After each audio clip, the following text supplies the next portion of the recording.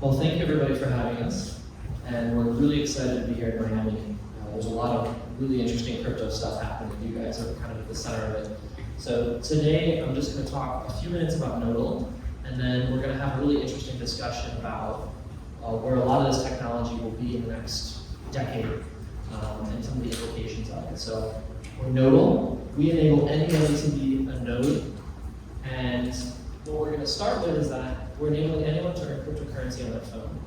So there's a huge crypto gap today. There's 6 billion smartphones, but only a tiny fraction of these people actually have crypto. This is a huge gap. So we're trying to think of how can we fill this gap and start onboarding more people to crypto and giving more people their own control. Now, the reason that a lot of people aren't in crypto today is it's not accessible. Blockchain is even really difficult for some of us that are super technical. I know I find myself kind of questioning the computer or trying to understand.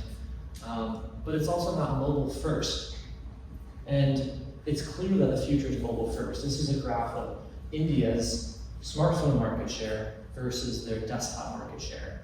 So all of the countries in the world that are growing really quickly, South America, Asia, they all have smartphones. They don't even go to computers. And in today, almost all of the cryptocurrency experiences are computer first. And to me, that's crazy. You can't even use a lot of these key projects with your smartphone. That's like not having a website in the early 2000s and being a technology company. So we firmly believe that the future is mobile first, and the way to onboard the next several billion people to crypto is to build really powerful experiences around crypto on your phone. So we've got, say, 6 billion smartphones. That's a big chunk of humanity has smartphones. But even more interestingly, there's all these little electronic devices around you. This is your fridge. These are light bulbs, LED bulbs, and sensors, and smart meters. Everything with a small computer in it that either is connected to the internet or wants to connect to the internet is all around us. And this number is today in the billions of things, tens of billions. And very soon, this is going to represent trillions of connected objects. You're going to basically walk through a world where everything is connected, the sidewalks, the light bulbs, everything. And so we have to ask ourselves, what does a hyper-connected future look like? What kind of world do we want that to be in? How do you want regular people to participate and to be secure in this future? So what we say is you are a node. All of the other crypto projects today, their core infrastructure, all of the stuff that happens primarily on a big computer, on a server. It's in the cloud, you don't see it. But everything today is moving to the smartphone. And more importantly, the smartphone has features that a server doesn't have. A smartphone has a camera and sensors and connectivity and radios, and it has a human, it has you, that's behind it. So even if we build a blockchain that may run on a server, there's really interesting features that kind of connect with the real world that we can start to bridge. And this is our focus. We're focusing on bridging this really complex world of blockchain and actually making it human by bridging Web3 with the physical world. And how we do this, a great example is a bicycle. So we start with your smartphone and Bluetooth. We have a mobile app called Nodle Cache, and this allows the phone to basically hunt for Bluetooth devices. And so we have customers now that are using our network, our crowd of smartphones, to find Bluetooth devices that are placed on stolen vehicles or stolen assets. And this allows something like a bicycle, something that normally would be really difficult to connect to the internet, to connect very seamlessly and connect very low power and in a very seamless fashion. And we're working to connect all kinds of other types of assets to our network. We're just getting started. So far we just passed 500,000 wallets. We have several 100,000 users, people running our mobile app. And we're growing very quickly. We're part of the Polkadot ecosystem, and we're one of the fastest growing parachains, which is part of the Polkadot ecosystem. So we're super excited about that. And most importantly, we allow anybody with a phone to participate in blockchain. Now, I mentioned something about this hyper-connected future, where your phone will be connecting with all of these kind of smart objects, fridges and coffee machines and all this type of thing. But this is actually happening much, much faster than you can believe. This is a sticker made by a manufacturer. There's a handful of companies doing this, and this costs around $1. And they're manufacturing these in the millions of units, and very soon the billions of units. But this is a computer. This has more compute power than the Apollo spacecraft, and it has sensors, and it has memory, and it has wireless radio. And these will soon be embedded in everyday objects all around us. Anything that can generate more than $1 worth of data will soon have a computer built into it. And the implications for that are really quite profound and staggering. So we call this the economy of connectivity, where everyday people are getting paid to participate and to help secure a network of phones, help pay to connect and secure this infrastructure of trillions of things. And what we want to do is make this a future that we want to live in. We want to make sure it's a future where you're in control of your own private information, and you're actually being rewarded for participating and helping build this infrastructure instead of getting sold. We want to kind of shift the economics of the internet away from advertising and towards earning money on your smartphone by being part of it. So this is kind of at the core of Web3 and something that we're really excited about. Web3 is the idea of giving control back to regular people over the data. So that's a little bit about Nodle. Today we're focused on finding Bluetooth devices stuck on packages, but we believe that a lot more can be done. So if you want to check it out, we like to say that you are a node, you are part of the blockchain, and you can download our Nodle Cash app and try it out. You can actually try being part of the Nodle network and earning a little bit of Nodle Cash. And we think in the future you can do all sorts of interesting things with this smartphone platform. So that's it. Thank you so much for listening to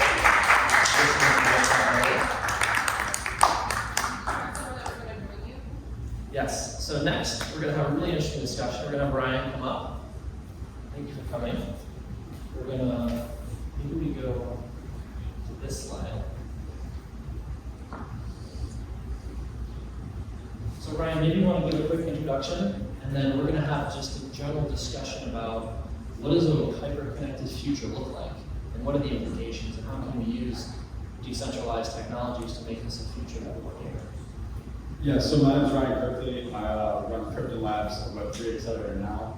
Why I'm brought up on stage though is more of my background. I come from big data, both on the government, military side, and politics. So I've kind of seen a weaponization, so to speak, of what we collect on the everyday person, how it's used, how Web2 companies are selling your data every day. And so that's kind of how we started talking was about that, and kind of fits perfectly into what we're trying to solve for. Yeah, so we saw kind of what was happening with data on just the big data side of things. Very early in the history of Nodle, we just were talking with app developers and people, we said, wow, you can buy almost any piece of data that you want. It's just for sale. And we said, you know, we have to make sure that we can build Nodle in a way that it protects the user's privacy. Because if there's a trillion things connected to the internet, that's going to have a massive impact on all of us. You know, the amount of data that you can connect on an individual increases exponentially over time. It's like Moore's law of privacy. And so I'm curious just to see your take on you know, what is the state today, and what happens when you have a trillion things connected to the internet all kind of gathering data. So before we even get to the Internet of Things, the last presidential campaign, there was 386 data points on every single American that went into every ad you saw digitally. From your income, are you married? How long are you married? Is it a healthy marriage? Yes. So this is just scrolling your feed. I won't use names, but it could be scrolling feed, it could be looking at interactions, it could be seeing if you're cheating. For example, you can know if someone's likely to be cheating on someone based on their location history and who they're interacting with closely. You can know things as far as where do they typically eat, who are their friends, are they buying drugs? Yes. Marijuana, for example, in states where it's illegal, you can go and find who's buying it based on who they're interacting with. And so it creates this world in which it hasn't been weaponized from a legal perspective yet, But you know, it's weird when Republicans might not be for legalization, yet they're going to serve you an ad saying we're the decriminalization party for it, because they know that you're likely a marijuana user. And these ads can change based on who you are. Yeah, so like I'll go to Trump, whether you like or hate him, he had 186 different landing pages on his Facebook ads. And they were all custom designed based on what criteria they knew about you. And I'm sure in 2020 you got even more, that was 2016. Obama did this first. I mean, this isn't new to either side, it's not to attack any party, but like, that's exactly what it did, is they created hyper-specific journeys based off your data. And it's what led to kind of, I think, the polarization we see today. People are seeing different things from the same candidate. So something that we've observed just since the history of the internet is that all the big companies that we see today, they're based on advertising. That's really the only way that we know how to monetize the internet. You have advertising and maybe a game, buy coins in a game or something like that. And the entire internet as we know it, even all the privacy laws that exist there, are built around this idea of advertising in an app. You scroll, you see an ad, you scroll, maybe see 3 or 4 pictures of your friends, and you see an ad. And you repeat that. That's the economics of the internet as we know it. We're trying to shift that with Nodle and say, hey, can you securely use your phone to connect the world around you? And use that to maybe create these powerful experiences and help pay the developer and pay yourself for participating. Where have you seen just the economics of advertising kind of take us to this present world that we live in? Yeah, so I mean, it became kind of a race to the bottom. Incidentally, I was 16 years old when I ran my first Facebook ad. By the time I was 20, we were running around $40 million worth of ads a year in my agency. Why that happened, how that happened, is that we realized very quickly we get 3, 4, or 5x returns on ad spend. Then Facebook and Google realized that. And they realized we'd still keep buying if it was 2.5, 2, etc. So they started working it down, making it harder and harder, and rising the spend. Facebook today makes almost all of its revenue off ad dollars, whereas in 2012, they made almost none from it. And so it's become this complete monetization of your data. Now, so I just say you argue right now that the internet, where Google figured out, hey, we can make money with ads, you would argue that this has only accelerated much more quickly than it has, you didn't say a decade ago. It's accelerated faster than I think any modern technology movement has accelerated in socioeconomic impact. But more importantly is the idea of this first party and third party data. So a third party cookie, while we weaponize it as a data collection, it's almost getting scarier that that's going to go away. Because then as an advertiser, the only thing I have left is Google data, Oracle data, Facebook data, etc., Amazon data. I am literally looking at choice. I'm going to use choice, and I'll become beholden to the big data companies, which means that these big data companies can raise rates, consumers get worse experiences, advertisers get worse margins, businesses make less money, and functionally we're going to go back to brand advertising with the billboards and things like that. So all of this might be a little complex for people that don't exist in the digital world. I mean, I looked at it the first time and I was like, what is going on? But basically the incentive to collect more data is more because people are using it for ads. That's just kind of the simplest way you can think about it. And it's easy to get caught up in this, like, oh my gosh, this world that we're entering is totally insane, interesting and fascinating, but we have to make sure that the next decade we don't repeat the mistakes that we may have made in the past decade. So I'm heavily biased towards blockchain technologies. What is your take on the solution to all this? How do we break our addiction to advertising? So I think it's twofold. I agree with blockchain as a solution. I believe you are a good actor, but I also see the danger of something like Nodle if it goes into the wrong hands, right? It's still going to be collecting data source at a certain point, unless everyone understands the code. I think the most important thing though is the education. For example, Europe had a pretty big education push. They passed some very, very restrictive privacy laws. It's very different to market there, collect data, how to store data, what you can store, etc.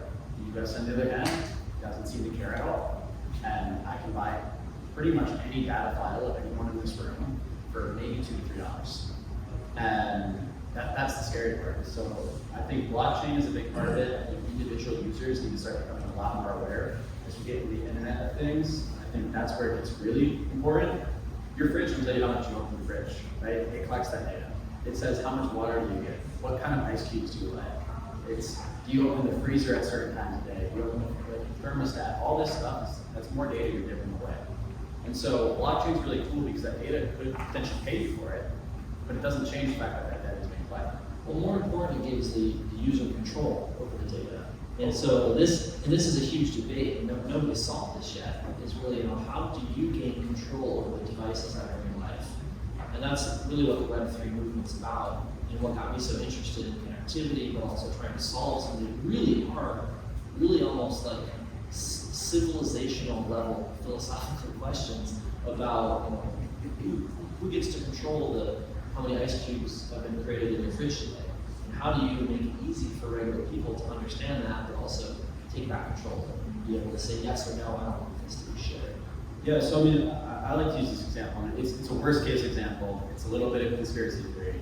Let's say we go to war with China, right? Let's say the day was tomorrow. This accelerated quickly. Yeah, but play it out so you understand the magnitude of the data. For example, if it's a 90-degree day across the country, and let's say it's 9 o'clock at night. Typically speaking, commercial buildings are toning down their AC. But if they were to go into the commercial warfare and they turn up everyone's AC as everyone's going to bed, they could functionally fry the entire electrical grid of the United States with just targeting thermostat technology. They wouldn't have to get the electrical grid, they wouldn't have to get anywhere. So you're proposing somebody could take our country just with a fridge, a bunch of fridges or a bunch of AC units. Yeah, the smart thermostat itself, if it doesn't have the right security settings on it, could become a major buffer. For example, you go into almost any of these office buildings, one thermostat controls everything, right? And so it's not that difficult to actually envision a world where this happens. You then have all of our cars, our GPSs, our phones with our semiconductors in them that are able to transmit or do anything there.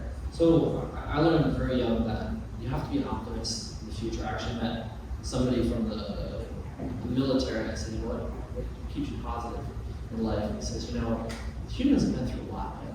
We always get through, and so I try to keep that mentality. We have to be super optimists because there's a lot of interesting stuff happening out there. So what would your recommendations be to even anyone just building a startup that's trying to think about this stuff? Hey, I want to build a smart fridge. Hey, I want to build an IoT network. So what are your core recommendations to help make sure that this is a future network? Yeah, so I mean, first and foremost, to a founder, it's cybersecurity and data security. It's something we don't talk about, right? You get your legal guidance, you get a financial guidance. You're going to go and quickly talk to, maybe an accelerator. Most of these accelerators have no business continuity, they have no security policies. There's nothing there. So I think that's a key part. It's like we need to start paying attention there. But from an individual side, I give the worst case to get people's attention, but where I'm optimistic is the fact that we have people like you changing this. We've seen major changes already happening. And for every bad hacker there's 10 good hackers going against them. And humanity will adjust to this. It's a medical miracle that this technology is out there. And so life today is 100 times better for most of the world than it was 30 years ago. There's no doubt that these things have added to our well-being. The thing is that if we become dependent on them, we need to make sure that we're prepared for scenarios in which it may not happen. But I do think there's a lot of continuity that's happening. The government's investing billions of dollars into this. And most of the major companies have also started thinking about it. I think it's getting time though where consumers probably need to also start to pay attention. I think blockchain technology like the wallet is really that first introduction, I think, for a lot of people. Like, how do I control my own data? How do I secure it? How do I make sure someone can't hack what I do? That kind of stuff. It's just the beginning. 9 billion phones, only a fraction of these people even have a crypto wallet, so it's going to take a while, but each step we get closer to a better future, hopefully. Does anybody have any questions? Or before, do you have anything else you want to add just about security? I have a question for you on the same side. What are you optimistic about when it comes to security and things? So I'm really optimistic right now because a lot of blockchain companies are investing in good experiences.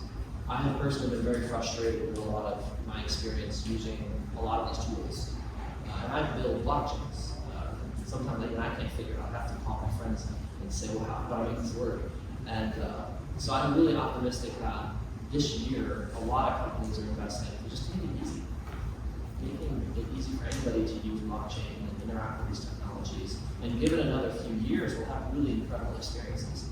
You'll be able to use blockchain even when you know it. And that to me is pretty exciting because it's just becoming accessible for people.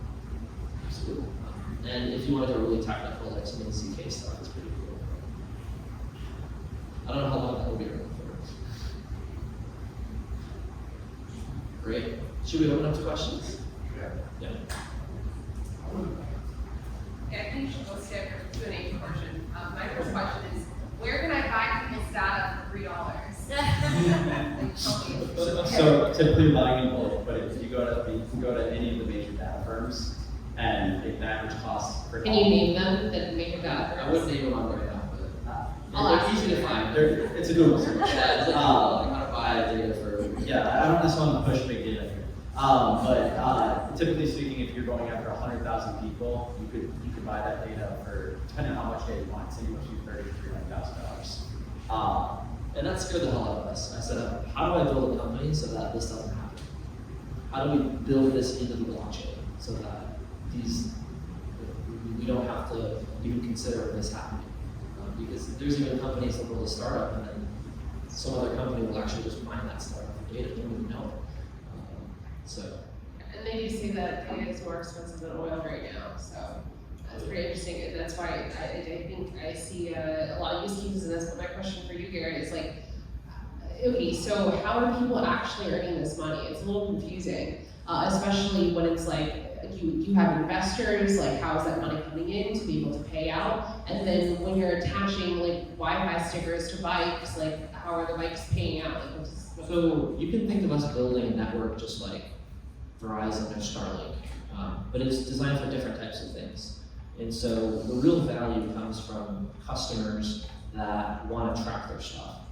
So our first customer is an insurance company that is worried about stolen vehicles. So hopefully we'll do announce something very soon about this. Basically they put a little Bluetooth tag on a car. When it gets stolen, they can query our network, and then basically a reward goes out to users that help find this tag. So right now, all of you who download the Nodle Cash app will get rewarded just for creating basic coverage. So the earnings will be relatively small. But as more and more devices start to come onto our network, you're generating more and more value because you're connecting more devices.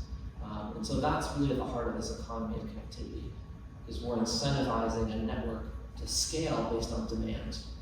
And today, if you use your smartphone to stream videos, you're putting a lot of demand on the telco, and it's very expensive for them to scale because they have to go put new base stations, lay new fiber. For us, it's just software. So we think theoretically we can scale much faster than a lot of traditional wireless networks. So hopefully that answers your question.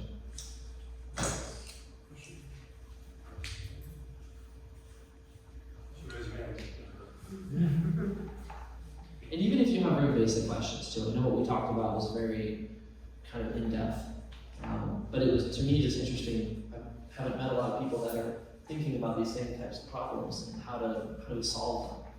So to me, it was very interesting. It's certainly easy to go down the rabbit hole. And Oh, yeah.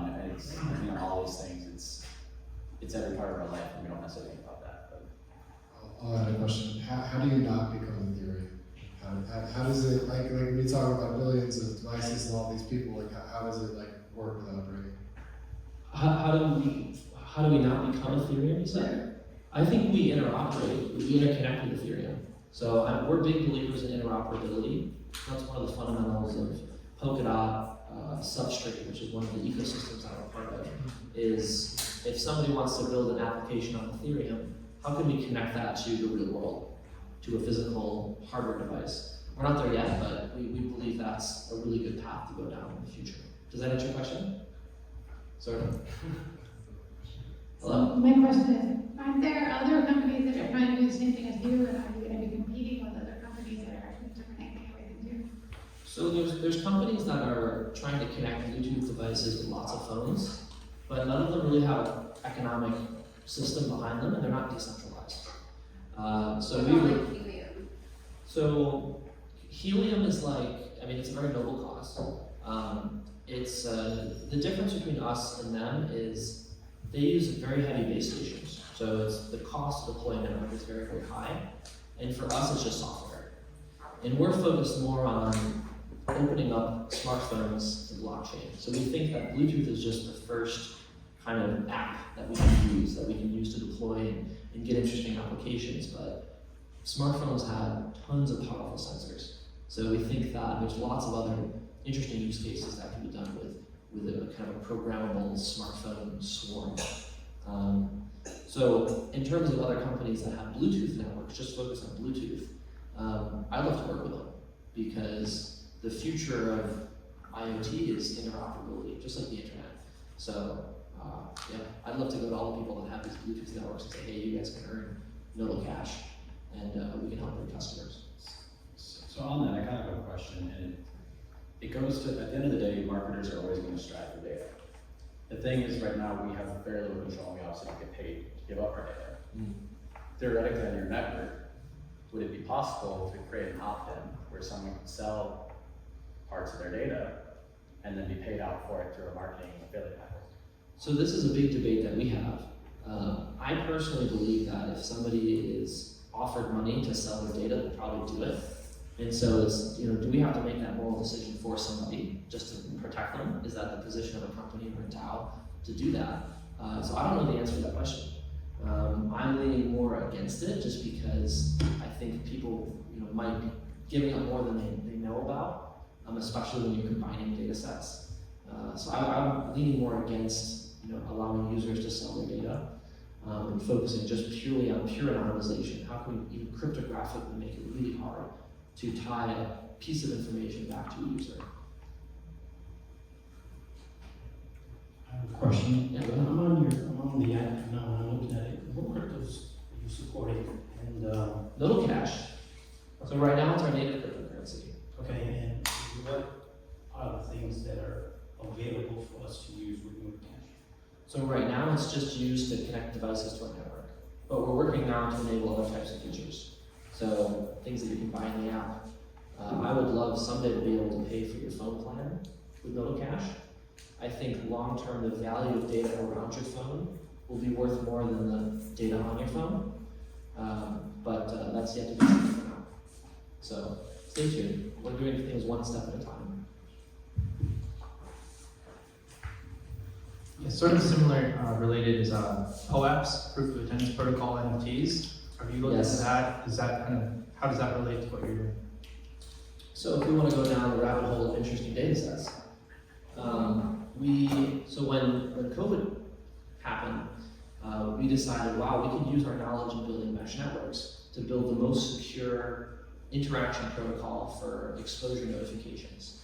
So we open sourced in our opinion, the most secure protocol out there. It was something very similar was adopted by the large technology companies. They made a few modifications, and it was deployed, and some crazy stuff happened that we probably won't talk about. And so what we said is, okay, this core technology we created, and how can we leverage this even with more modifications to make it even more secure to generate an NFT? And so this is something we think very, very heavily about. So proof of attendance NFT, just to summarize, is if we're all in an event, how do we generate an NFT that says we're here?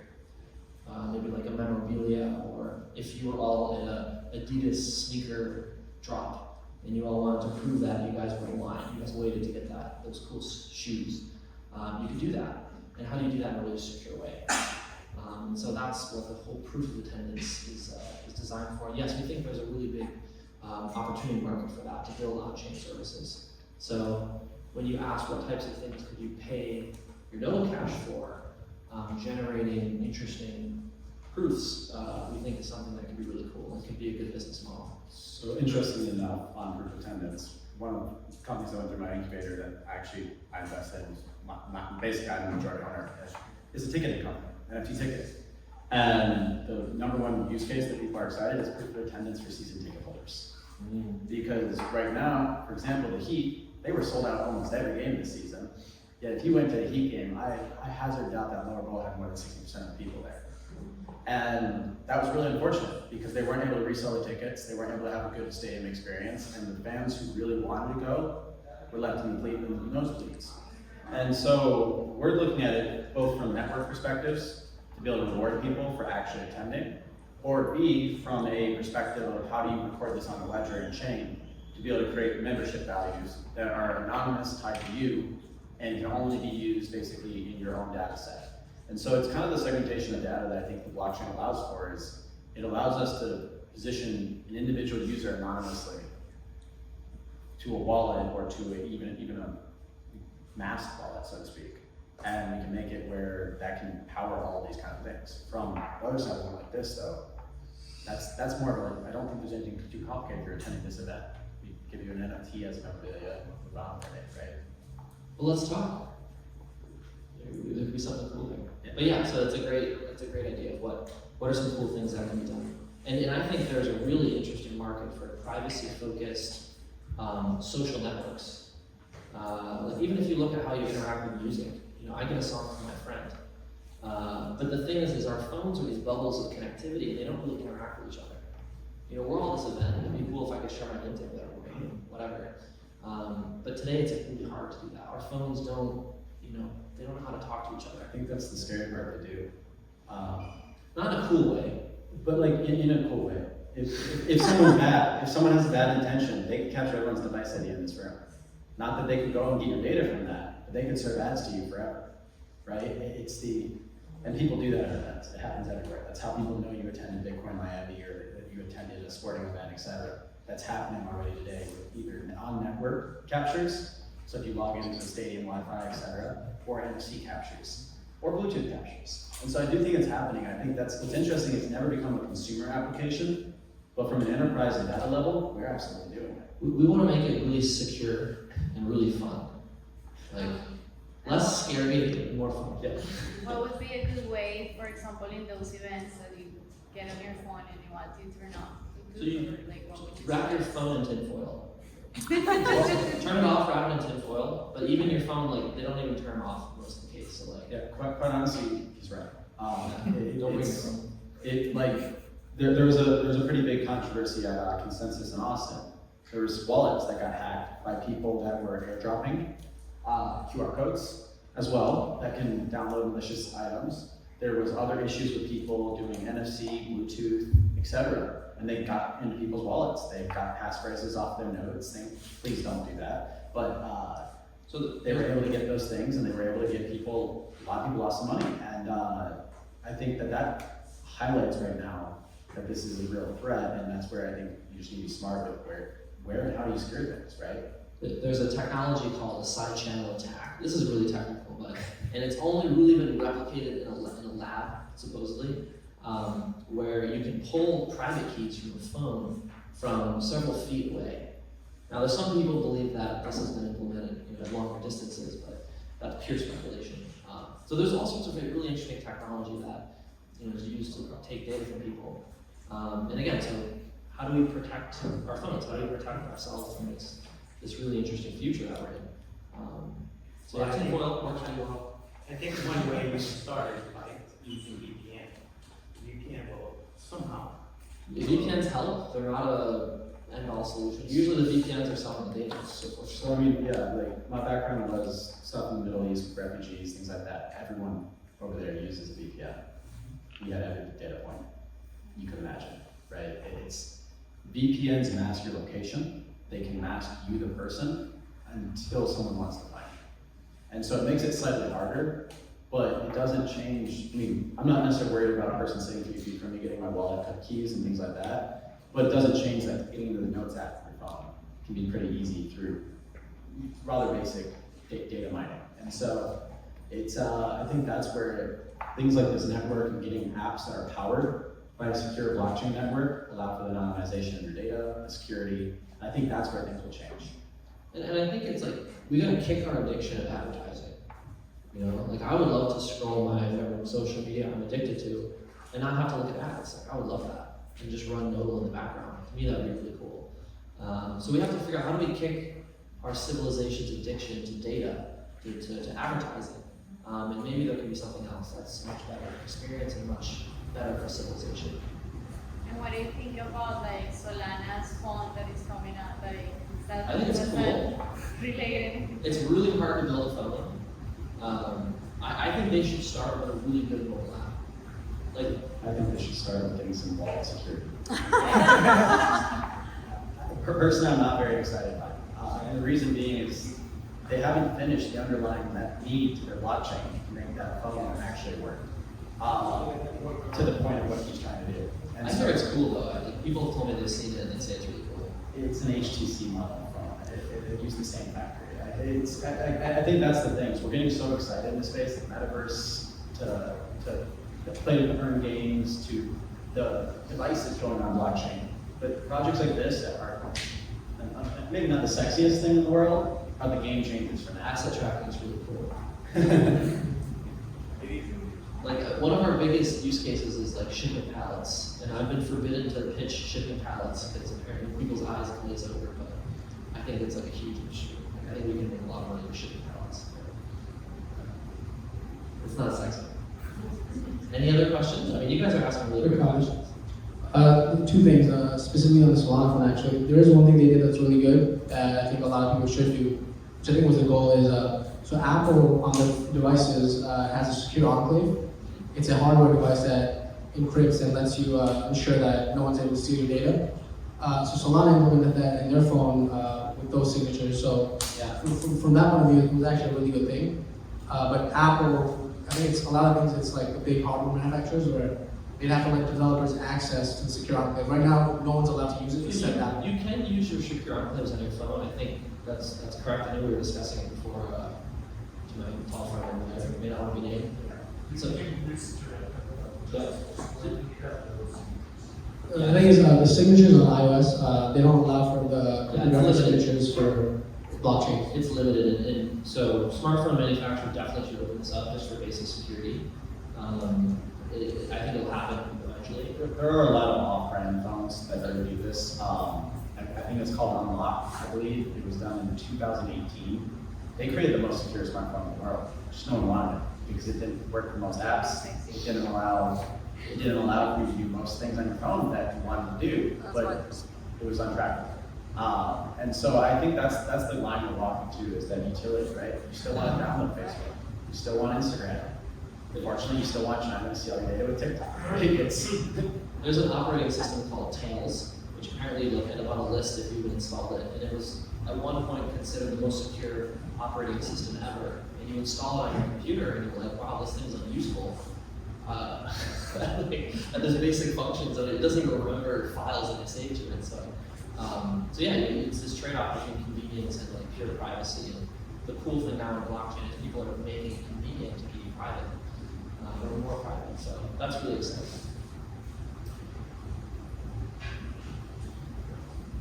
I think that's about it.